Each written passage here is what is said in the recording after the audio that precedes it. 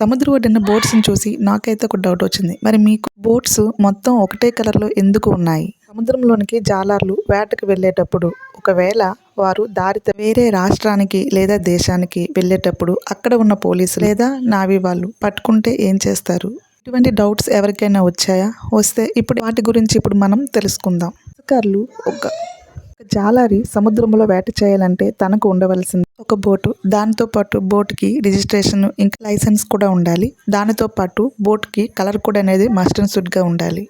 ఇంకా వేటకి వెళ్ళేటప్పుడు వారి యొక్క ఆధార్ కార్డును కూడా బోట్లోనే పెట్టుకోవాలి. బోట్ కలర్ కోడ్ అంటే ఏమిటి? ఈ విధంగా బోటుకి అడుగు భాగంలో నీలం కలరు, ఇంకా వాటి పై భాగంలో ఎల్లో కలర్తో ఉండాలి. ఐఎన్డి అంటే ఇండియా, ఏఎన్పి అంటే ఆంధ్రప్రదేశ్, విఎం అంటే విజయనగరం, ఎంఓ అంటే మోటరైజ్డ్ బోట్. దాని యొక్క నెంబరు 720.